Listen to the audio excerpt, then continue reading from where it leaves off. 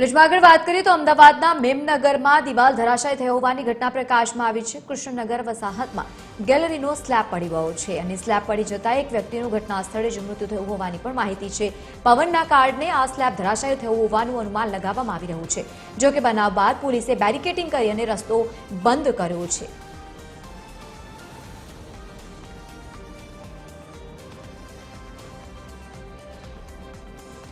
વધુ માહિતી સાથે સંવાદદાતા આયુષી યાજ્ઞિક આપણી સાથે લાઈવ જોડાયા છે। આયુષી, જે પ્રમાણે આ દિવાલ ધરાશાયી થઈ છે, એક વ્યક્તિના મોતના પણ સમાચાર સામે આવ્યા, શું કારણો સામે આવ્યા છે?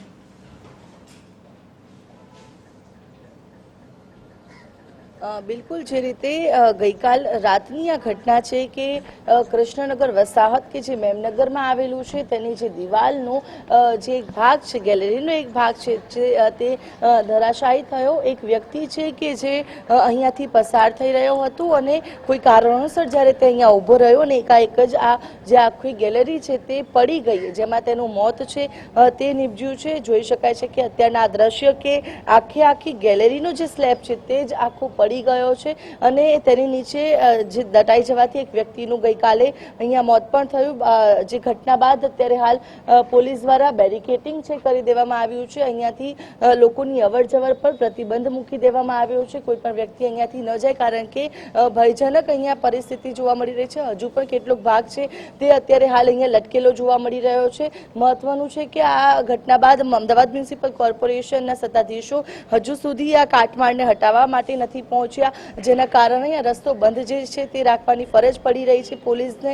અને બીજી તરફ લોકોની અવરજવર પણ અહીંયાથી બંધ કરી દેવામાં આવી છે। આ આખી ઘટનાની અંદર કોઈ પરપ્રાંતીય વ્યક્તિ કે જે અંદર જ આ જે વસાહતની અંદર રહેતો હતો પરિવાર સાથે, અંદાજે 30 થી 32 વર્ષની તેની ઉંમર હતી, પોતાના પરિવાર સાથે અહીંયા રહેતો હતો અને કોઈ કારણોસર બાજુમાં આવેલી દૂધની ડેરી અને જે પાર્લર છે ત્યાં તે આવ્યો હતો અને ત્યારબાદ અહીંયાથી જ્યારે પસાર થઈ રહ્યો હતો તે સમય દરમિયાન આ ઘટના છે તે સર્જાઈ હતી, જેમાં જે સ્લેબ આખો જે ગેલેરી પડતાની સાથે જ તેનું કમકમાટી ભર્યું મોત છે તે થઈ ગયું હતું।